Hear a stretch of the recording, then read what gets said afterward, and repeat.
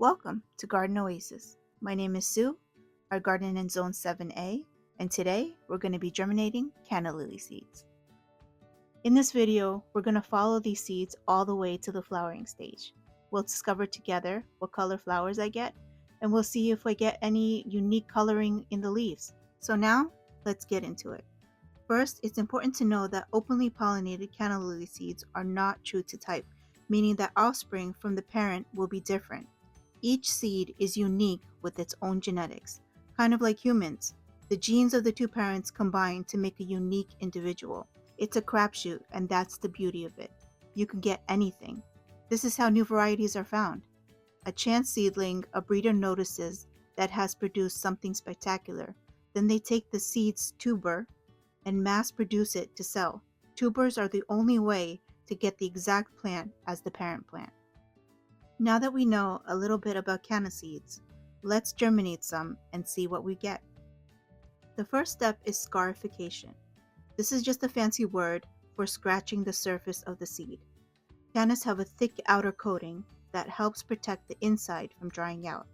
Scarification, or scratching, is just a way for you to help water get into the center of the seed where the embryo is to help wake it up.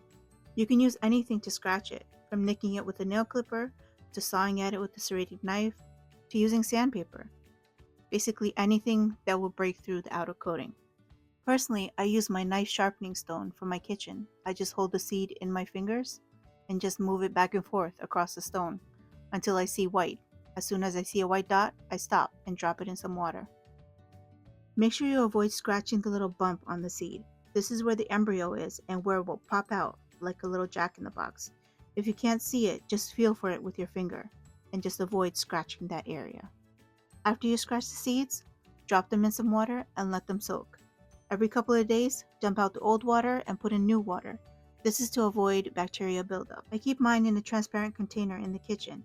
This way, it doesn't take much effort to change the water or glance over and check on them. During the soaking time, you'll notice that the outer coating swells around where you scratched it. This is normal. The shell is softening to let the little baby plant out.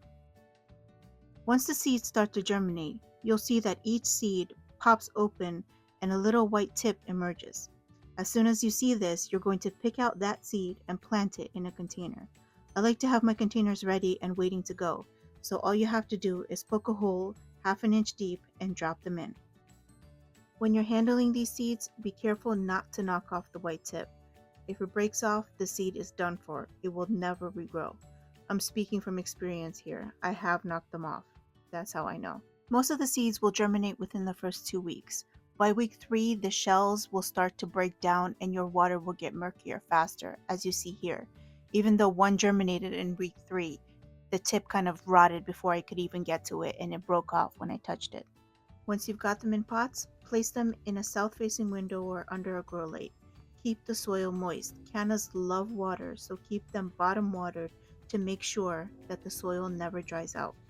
With cannas, you won't have to worry about wet feet. In fact, cannas love water so much, you can even grow them with their roots completely submerged in pond water or in a swamp. So if you have a wet spot in your garden where nothing will grow because the roots rot, place your cannas there, providing of course that you get at least some sun. You can take these outside once all danger of frost has passed. I'd recommend about 2 weeks after your last frost date, just to be sure. Remember, this is a tropical plant, so it cannot tolerate frost. When taking them outside from the temperature-controlled environment of your home, you'll have to slowly acclimate them to being in the sun. So first place them in a shaded spot for a week. Once they've acclimated to being outside, you can then move them to wherever you're planning to plant them. When choosing a spot in your garden for them, just remember, these will get huge when planted in the ground. But the same plants planted in a pot won't get as big as in the ground. Because they are such vigorous growers, getting 6 feet tall in just a matter of months, they enjoy a liberal application of slow-release fertilizer. With the boost from the fertilizer, they will grow faster and flower faster. The same goes for sun. More sun means a better response from your canna. That's not to say they will die without fertilizer. They'll just grow accordingly. Less nutrients means less growth. Less nutrients also means longer time to flower. And so on. You get the point. Same goes for water. It is August 19th and these seedlings have been blooming since the beginning of the month in these little pots. I started these seeds on March 14th, so it took exactly 5 months for them to flower. Some life things happened and gardening got moved to the back burner for a while, so I never got around to planting these up. They've just been getting watered in these little pots. I didn't even fertilize them, thinking it was too late to do anything with them. I figured I'd just watch these and see what they did. A lot of my gardening style is, I wonder what would happen if I did this. I definitely got my answer. They just grew to fit their environment, like always. The plants that would have been 6 to 8 feet tall out in the garden grew to 1 foot tall, and even gathered enough energy to send up a flower and make rhizomes. What amazing little plants. It's important to note that my cannas flowered in 5 months because they were growing in such tiny little pots. Your cannas, when grown out in the garden or in a sizable container, will probably flower somewhere between 3 to 4 months depending on how much sun it's getting. The more sun, the faster they'll grow, the faster they'll flower. So far only a couple of the flower stalks have opened. The other ones are still budded up and haven't opened yet, so it's still up in the air what kind of flower colors we're going to get. But so far I have different shades of orange, but I have different shades of leaf colors, mostly green, but we have some chocolate ones in there and green ones with a chocolate edge and chocolate variegation, which is really pretty, so I'm happy about that. It is now October 28th and our little cannas are actually setting seeds. Well, I'll be darned. Since our last update, some of the other ones have also flowered, and we have red flowers and orange flowers and peach colored flowers. The seed setting has been hit or miss. Some of them set seeds and some of them start to set seeds and then they kind of shrivel up, so they might be sterile. There are some cannas out there, like the striped ones, like the Tropicanas, that they don't set seeds. They just like these are doing, they kind of start to set seed and then they just kind of shrivel up. I have no idea of knowing which ones will be able to set seed or not. Some of them actually did set seed and some of them are in the process of trying to set seed, so I don't know if the seeds will shrivel up or not, but we'll have to see about that. The ones with the unusual leaves, the variegated ones or the chocolate ones, haven't even set flowers yet. They haven't bloomed, so let alone try to set seed. I'll have to save those in the garage and find out next season what color flower they are, let alone to know whether or not they're going to be able to set seed. But like I mentioned, there are ones that actually did set seed and the seeds actually matured. So I'm going to show you. We're going to break these open and I'll show you what's inside. So to get at the seeds, you just have to just rub off the outer casing. It's kind of like a really thin peanut, you break through it.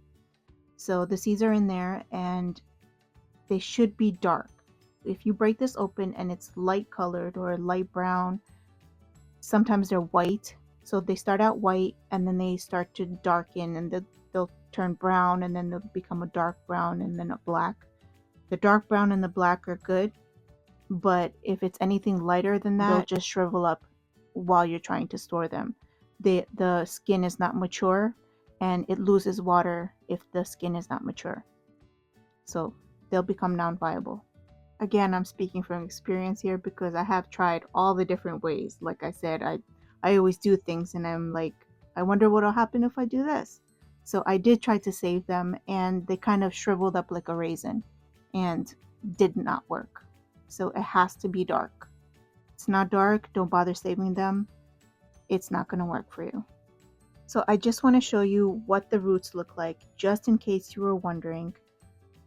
They have formed tiny little rhizomes. It is the most adorable thing, and they're actually trying to send out new shoots from the bottom, from the rhizome. It's the most adorable thing I've ever seen. Okay, I just thought I'd share that with you. I just find nature to be so amazing and resilient. These plants have managed to do all of this in this little bit of soil. They are determined to survive. I find that so inspiring. And that brings us to the end of our little adventure. I hope you found it useful or as fascinating as I did. Don't forget to hit that like button, it helps with the algorithm, and follow for more gardening adventures. Happy gardening!